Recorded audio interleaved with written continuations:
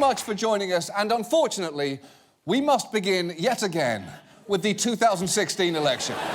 Or, as you may know it, I honestly don't even know if I can make it another 2.5 weeks. I've been drinking a lot and lashing out, and frankly, my family is worried. 2016. Now, the most anticipated event of this week was on Wednesday with the final presidential debate of this election season and possibly ever. It was the candidates' last chance to show that they can elevate the tone of this campaign. How did that go? Putin, from everything I see, has no respect for this person. Well, that's because he'd rather have a puppet as president of the United States. No puppet. And it's pretty clear. You're the puppet. It's pretty clear you won't admit that the Russian. That is a pretty childish tone. No, you're the puppet sounds like something teenage Pinocchio would yell at Geppetto before slamming his bedroom door. You're the puppet! You're the puppet! I wish I'd never been carved! And look, I would love to say that that was Trump's low point of the evening, but there were so many more.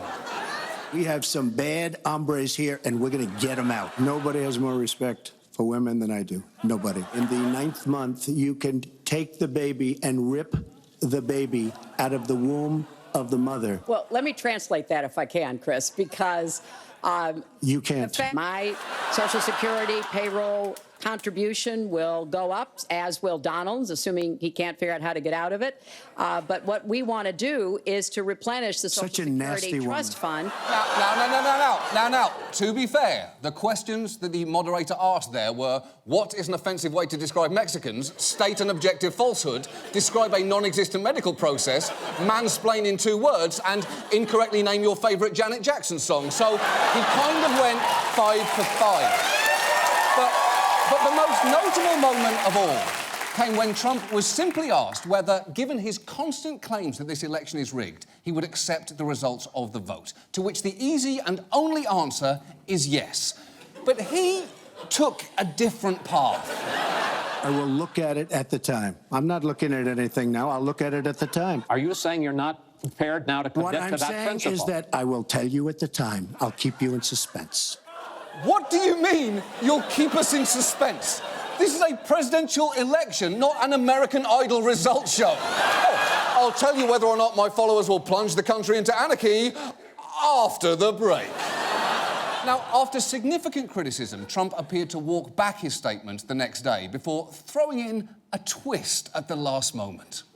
I would like to promise and pledge to all of my voters and supporters and to all of the people of the United States that I will totally accept the results of this great and historic presidential election if I win. Oh, you got us. You got us. That's so funny, because we thought you were going to say the rational thing that would have put the country at ease, but instead you pulled the old switcheroo and you continued to destabilise the foundations of our democracy. Oh, that is a solid bit. Oh. And look, as we have discussed on this show before, the odds of voter fraud are very slim. A study found that out of the billion-plus votes cast between 2000 and 2014, there were just 31 credible instances of voter impersonation. By comparison, in 2009 alone, there were 32 newborns in the US named ABCDE. And I would argue we should be less worried about voter fraud than we should be about those 32 sets of parents voting. But Trump and Clinton didn't only share the stage during the debates this week. The following night, they were at the Al Smith Dinner in New York, an annual fundraiser for Catholic charities where traditionally presidential candidates gently roast themselves and one another. This should have been an easy win for Trump because Hillary Clinton is, to put it kindly, less than side-splittingly hilarious. And Trump is basically an insult comic writ large. It is hard to imagine a philanthropic event he'd be better suited for, other than, of course, a charity groping booth. And yet, somehow, he completely lost the room. Hillary is so corrupt. She got kicked off the Watergate Commission. Here she is tonight in public, pretending not to hate Catholics.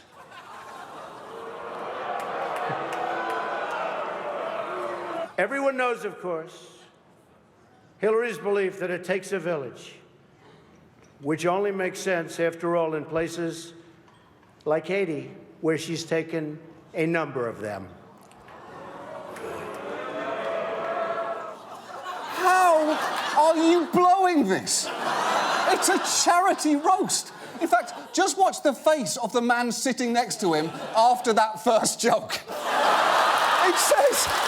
It says something about how horrifying Trump's speech was. That his expression is that of someone who just realised, my God, I've been shot. I've been shot. And the crazy thing is, of all the negative things you could, should, and are morally obligated to say about Trump, being unentertaining is not one of them. He is a born showman, and that room couldn't have given him more of a home field advantage. This wasn't a town hall or a debate. It was a $3,000 a plate fundraising gala at a moth-eaten Manhattan hotel organised by the Catholic Church, a real estate-owning, male-dominated, sex scandal-plagued organisation with whom Trump obviously shares a uniquely unqualified interior decorator. I mean, just look at the audience there. White bow ties. They are dressed like they're about to play a game of steerage darts on board the Titanic. Terribly high-stakes steerage darts. If you're not careful, you could lose a dart. But perhaps there is no better index of just how badly he did than this. People were really cringing, I think, a lot of times with Donald Trump. I was sitting next to Henry Kissinger, and he said, "This is not good. This is not good." It's true. Henry Kissinger thought Trump bombed horrifically. And Henry Kissinger is pretty much the world's leading authority on horrific bombings. And yet, despite the audible boos he heard during his speech, Trump somehow did not seem to be aware of how badly he was doing. Hillary believes that it's vital to deceive the people by having one public policy and a totally different policy in private. That's okay. I don't know who they're angry at, Hillary. You're right. It's you. They're angry at you, and I'll tell you why. Because you are treating a benefit for needy children like open mic night at Rascal McBigot's, Long Island's fourth best alt-right comedy club. But perhaps the reason that Trump did so poorly is that the Al Smith dinner is supposed to involve a healthy share of self-deprecation, and he is almost pathologically unable to acknowledge any flaw or fault. In fact, there was one revealing moment in Wednesday's debate when Hillary Clinton hit something of a nerve. There was even a time when he didn't get an Emmy for his TV program 3 years in a row, and he started tweeting that the Emmys were rigged against him. Should have gotten it. Of course. Of course. Of course he wants an Emmy. It's a woman, it's gold, and it's proportionate to his tiny hands. It's basically Trump's ideal mate. And here's the problem. Here's the problem here. It increasingly seems like if Donald Trump loses, we are not going to get the concession speech that the country badly needs, because he is medically incapable of accepting that he is a loser. So we need to find a way for him to give a concession speech while he's still able to claim that he won something. And I think I might have the answer here, because I have a proposition for Donald Trump. Let's bet on the outcome of this election. I will take the side that you win. You take the side that you lose. That way, if you lose, you still win. And as for the stakes of the bet, I have something I know that you want. She's so small. She's so shiny. You don't even have to take her furniture shopping. Take the bet, Donald. Take the fucking bet. And now, this. And now, you'll never guess what Chris Matthews' favorite movie is. In a moment, we'll be joined by NBC News Chief White House correspondent Chuck Todd, who's in London with the president. But first, Here's a clip from the great movie Love Actually. It's been brought to the fore so many beautiful times in movies, my favorite being Love Actually. We're going to show a clip from that. Well, we still remember this scene, and we'll play it again probably tonight again from Love Actually. Like in that great, memorable scene from Love Actually. Did you see the very popular movie Love Actually? I did. I see him every time I rewatch that incredible movie, Love Actually. I think everybody on the planet fell in love with that guy, Colin Firth, in Love Actually. One of my favorite movies, Love Actually. My favorite movie, Love Actually. Love Actually. Love Actually. And that reminded me of this scene from the movie Love Actually, which I've seen about 1,000,000 times. Moving on. For our main story tonight, I would like to talk to you about drugs. And I know, I already sound like a middle school health teacher about to show you a video like this. The pattern is generally the same. Take a lack of responsibility, the inability to make right choices, add to it ignorance and indifference, and top it off with a desire for escapism and kicks. The sum total is then conceivably found in the bennies, the reefer, the pot needle. Yes, the pot needle. Now, you may laugh, but that film worked. Think about it. When was the last time that you saw a pot needle? Exactly. But unfortunately, America is now in the midst of a new drug crisis, and it seems that no one is safe from it. Laura, Charlie's owner, who asked us not to use her last name, says Charlie had to be rushed to the vet. You can't see the suspect throw the drugs over the fence in the video, but that's Charlie. And what she's eating is a full bag of heroin. You can't process the fact that your dog ate heroin. Yeah, and if she can't process it, imagine how it must have felt for her dog when it kicked in. Who's a good boy? I'm a good boy. I'm a really good boy. I'm the best boy. But here's the thing. Even that light-hearted local news story had some chilling context. Garrett Bishop runs the Bark and Play where it happened. He says it highlights a much bigger problem. This whole heroin problem around here is ridiculous. You know, we find needles, we find everything around here, and it's getting to the point to where I can't let my employees go outside. Okay, that is terrifying. Although, honestly, rampant heroin abuse near a doggy daycare centre is the first case that McGruff, the crime dog, is actually qualified to solve. But the thing is, that is symptomatic of the fact that America is facing an epidemic of addiction to opioids, like heroin and prescription painkillers. As of 2015, an estimated 2.6 million Americans were addicted to them, and they're now involved in almost 30,000 overdose deaths a year in the US. And the prevalence of this problem astonishes some people. Just listen to Donald Trump up in New Hampshire. They said the biggest single problem they have up here is heroin.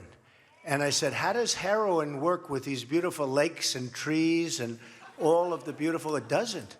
Yeah, it does, though. It does. Heroin works basically everywhere because it's heroin. It's not a cell phone. Heroin has full coverage.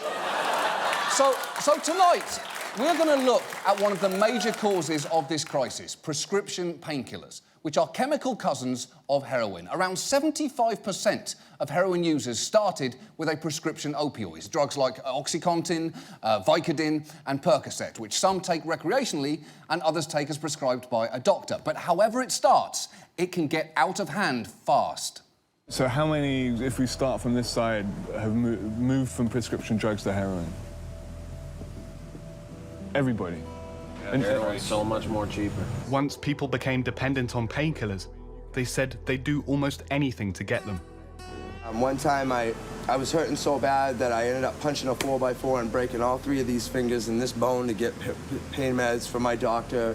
I did that several times. So you'd hurt yourself in order to go to a doctor? I had 9 teeth pulled out of my head for prescriptions.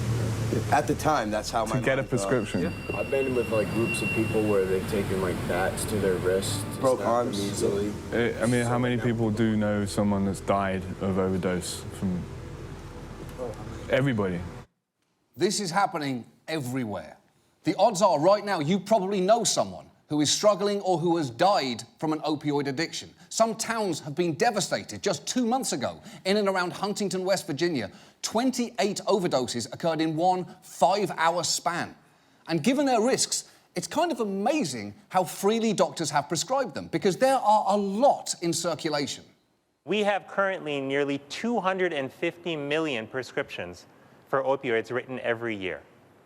That's enough for every adult in America to have a bottle of pills and then some. Holy shit!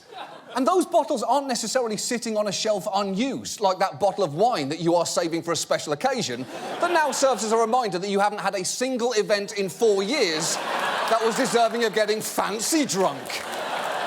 No, these pills are getting used or falling into the hands of others, from those who are already addicted to just bored teenagers.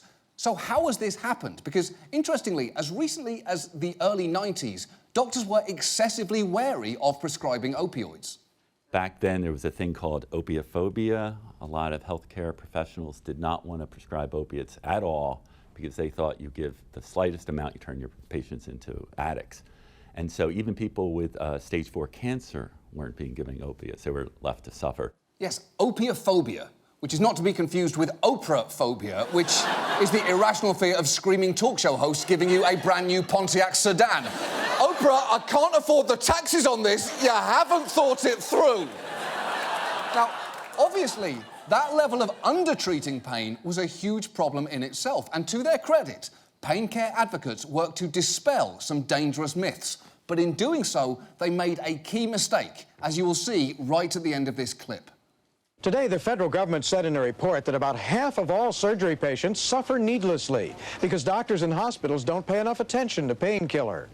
Health Secretary Louis Sullivan talked about myths, that pain builds character. Myth, he said. That infants don't feel pain. Another myth. That elderly patients have a higher tolerance for pain, or that painkillers are addictive. All myths. Okay. First, of course babies feel pain. How the fuck did we ever think otherwise? But more importantly, the fact that painkillers are addictive was not a myth. It's like a book of Greek mythology featuring the stories of Zeus, Sisyphus, Oedipus, and Yanni. Come on! That last one is very real and it cannot be dismissed. And look, a nuanced discussion between the medical community about the complexities of pain treatment is clearly important. The problem is, that discussion became dominated by the pharmaceutical industry, who started amplifying the message that opioids should not just be used for acute pain, like that from cancer or surgery, but for all sorts of pain, like arthritis and backaches, which makes sense as a motive coming from the pharma industry. End-of-life pain care is a narrow business. It's hard to make a lot of money off of a product exclusively marketed to people who are close to death. Honestly, I don't know how Fox News even does it. I have no idea. It's a mystery. Volume, I guess, but I don't know. And within the pharma industry, the loudest voice was Purdue. In 1996, they released the blockbuster drug OxyContin, and they marketed it to doctors aggressively, giving out swag like fishing hats, swing music CDs bearing the slogan, "Swing in the right direction with OxyContin," and Oxy-branded stuffed plush toys. And if you think we didn't get hold of one of those, you have clearly never watched this show before, because yes, here he is, and yes, he is my new best friend, and yes, his name is Harold. And I've got to say, Purdue, this is the perfect choice of mascot, because much like a gorilla, OxyContin might seem appealing, but if you're not careful, it will tear your fucking life apart. Won't you, Harold? Yes, he will. Purdue also distributed inspirational videos like I Got My Life Back, featuring 7 patients whose lives were turned around by the magic of OxyContin. Since I've been on this new pain medication, I have not missed one day of work, and my boss really appreciates that. Lauren is there every day, so I'm able to be very productive. And one of the things that's really dear to my heart, and which I'm especially excited about, is just the fact that I'm able to spend time with my grandchildren. It's amazing just to be able to keep up with them and not have to always constantly tell them, Grandma can't play now, Grandma can't do this, Grandma's hurting, Grandma's back hurts. That's genuinely sweet, and it's also a powerful message. Although I will note, it makes time with your grandkids more fun could apply to literally any drug. Hey, kids, Grandpa's going to take you to the park. I'm going to take you on the swings. I'm going to push you real high, and then we're going to stay up all night, and I'm going to come up with inventions, and you're going to write them down, and you're going to write them down fast. We're having quality time! And it It wasn't just uplifting stories. Other Purdue videos sought to reassure patients who might have been nervous about taking such a strong drug. Less than 1% of patients taking opioids actually become addicted. Less than 1%. And I know it may seem like they are pulling that number out of their arse, but they actually pulled it out of the letters to the editor section of the New England Journal of Medicine. Seriously, this is it. That paragraph is the whole thing.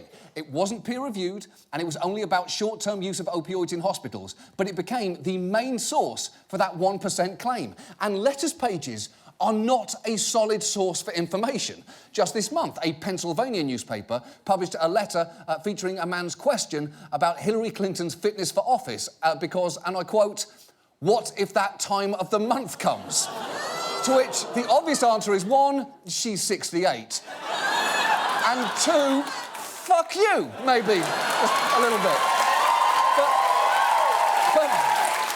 But even if doctors started noticing that a lot more than 1% of their patients were getting addicted, Purdue had a ready answer. What if they're not? Because they had doctors on their payroll like Alan Spanos, who were happy to explain the helpful new concept of pseudo-addiction. I'll let him tell you about it. Pseudo-addiction is when a patient is looking like a drug addict because they're pursuing pain relief. So pseudo-addiction is relief-seeking behavior mistaken as drug addiction.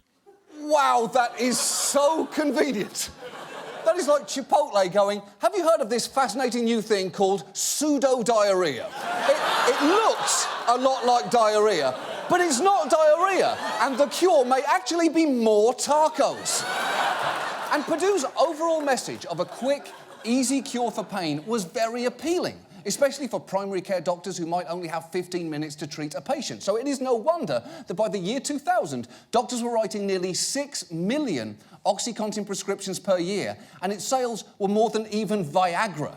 And remember, that was a drug that had the distinct advantage of being sold by Bob Dole, the red-hot late 90s it boy.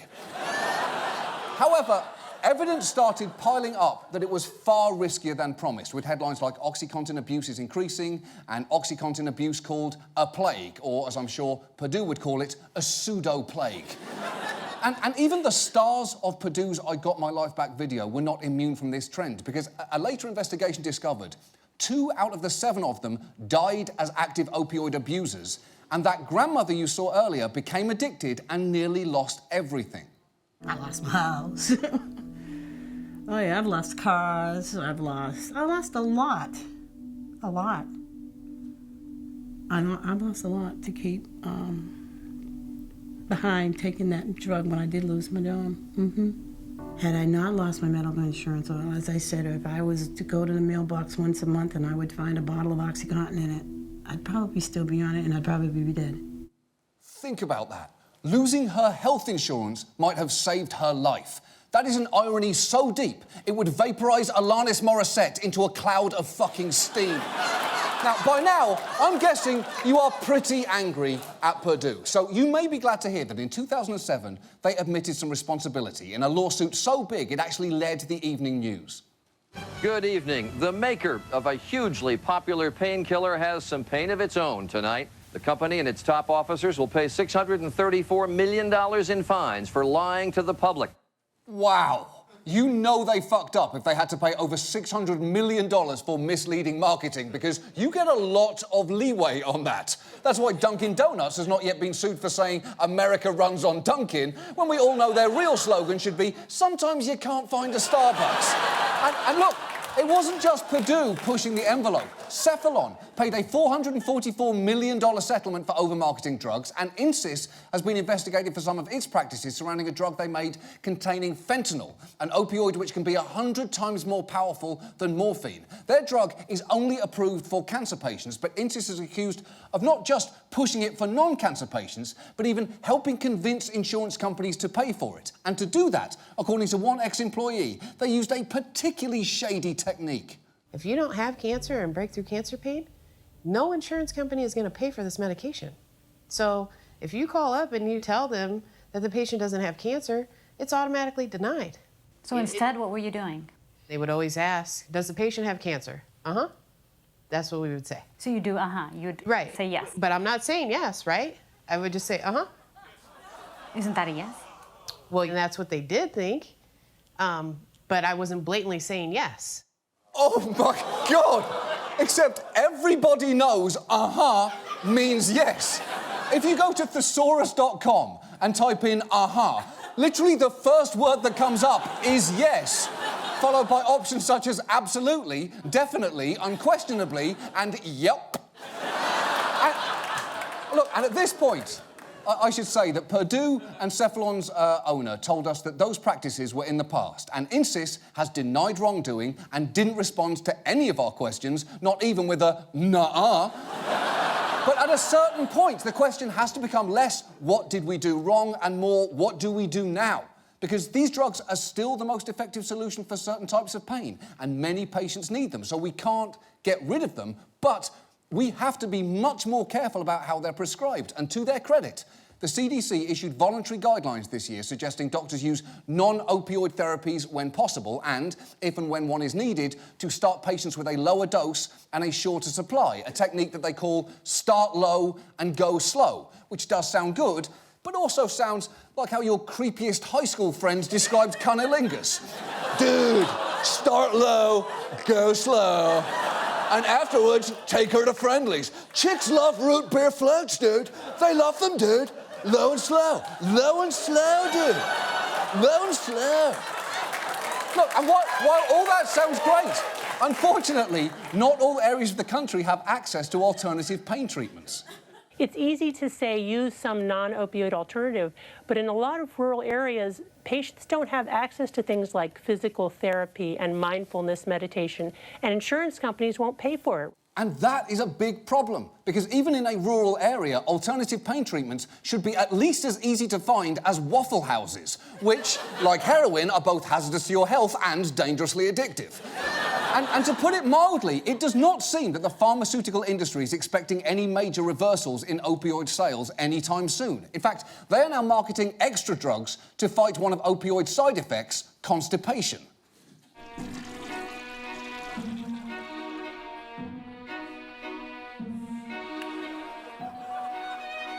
If you need an opioid to manage your chronic pain, you may be so constipated. It feels like everyone can go, except you. You know painkillers are powerful if people use them despite the side effect being jealous of a dog's butthole. And that commercial aired during the Super Bowl this year, which means A, it is a big business, and B, I can only assume there was a reverse commercial during the Puppy Bowl featuring a jealous dog and a shitting man. But we cannot just work to prevent future addicts. We're going to need to do more to help the millions that already exist, which means more investment in treatment programs, as well as increasing the availability of drugs like naloxone, commonly used in a nasal spray to rescue people from overdoses. Because, as this firehouse makes clear, it is a tool that they use with depressing frequency. So every single firefighter in the Revere Fire Department knows how to use this, has been trained on this. Has used it. Yes. And has used it. Yes. From the chief down. We tend to have more overdoses than we do fires. So it's a piece of equipment that we can't go without now, just like we have the hose. It's true.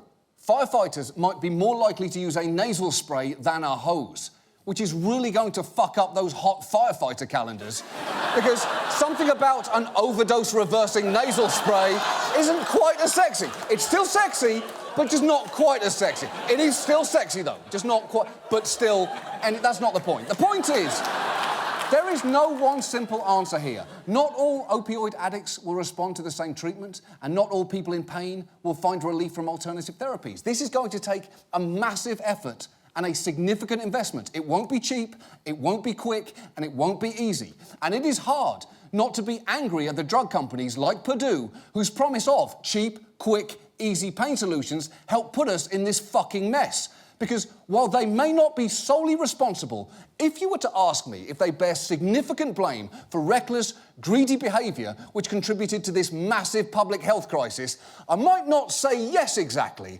but I would definitely say, uh-huh. Elected officials, whether at the local, state, or federal level, these are the men and women who diligently make us look like fucking idiots for electing them. Let's meet another in our ongoing series, People Who Somehow Got Elected. This week's person who somehow got elected, Glenn Grothman, U.S. Representative from Wisconsin's 6th District, the picturesque home to cheeseheads, and that creepy prosecutor from Making a Murderer. Grothman was elected to Congress in 2014, but before that, he spent 22 years in the Wisconsin State Legislature, making his name as a fiscal and social conservative, taking bold stances such as speaking out against unequal pay law. Senator Glenn Grothman said, quote, "You could argue that money is more important for men. I think a guy in their first job, maybe because they expect to be a breadwinner someday, may be a little more money conscious." Yes, Glenn Grothman talks like a character out of Mad Men and dresses like a contestant on a 1987 episode of Jeopardy! Which is not to say Glenn Grothman does not support women. He loves all of them, even the single moms. I know a lot of gals who are having kids out of wedlock, and I love them. I've been outside abortion clinics, and I've encouraged them. See? Would a man who hates women go talk to them outside of abortion clinics or end that same speech this way? Our country is not going to survive if we continue this war on men. Thanks for having me. But if there's one issue dear to Glenn Grothman's heart, it's racism. Or as he calls it... Well, this is one more example of, I think, screaming racism where obviously none exists. The idea that somehow, opponents say it's racist is ridiculous. Yes, for some reason, Glenn Grothman pronounces this word racism, which is weird, because he clearly has no problem making an S sound. Governor Walker is going to be giving the tech schools, the prisons, the counties, the cities, all less money. And Grothman's obsession with race is especially strange, given that his district is so overwhelmingly white. It wasn't just the location of the state's 2015 Polka Hall of Fame Awards, it was also the birthplace of Oshkosh Bagosh, the closest wardrobe equivalent to dressing your child in an actual banjo. But that doesn't mean Grothman can't link racism to any story. Take Planned Parenthood. Given the racist background of Planned Parenthood, and not liking people who are not white, I wonder if one of the reasons why Planned Parenthood likes to do these sex-selective abortions is disproportionately they're done on people of an Asian background. Incidentally, that's 100% false. But that's just scratching the surface of Grothman's race-based opinions. He's also opposed to making Martin Luther King Day a holiday. I would bet the vast majority of African Americans, as the vast majority of everybody else, isn't doing anything for Martin Luther King on Martin Luther King Day. I think most employees who are off are shopping at the mall. Maybe they're taking an extended vacation somewhere over the weekend. Let's be honest. And that's not the only African American holiday he opposes. Wisconsin State Senator Glenn Grothman isn't backing down on his stance that the African American holiday Kwanzaa should, quote, die a quick death. I think the underlying problem here is not enough TV types, when they talk about Kwanzaa, talk about the horrible, racist, violent past of its founder. Grothman says Kwanzaa is a holiday that, quoting here, almost no black people today care about. And if you're wondering how he can be so sure, don't worry, he checked. I spent some time, I happened to be at the Rose Bowl, and I spent some time interviewing briefly 20 black Americans from either California or Arizona, or people getting on airplanes, and none of them celebrated Kwanzaa. So I don't think Kwanzaa is really important to the average African American. That's a flawed study, though it was published in the New England Journal of Harassing Strangers Who Are Just Trying to Board a Plane. But Glenn Grothman knows whether it's African Americans at airports or women at abortion clinics, everyone's entitled to his insane opinions. And that's why it's so remarkable that Glenn Grothman is a politician who somehow got elected. That's our show. Thank you so much for watching. See you next week. Good night.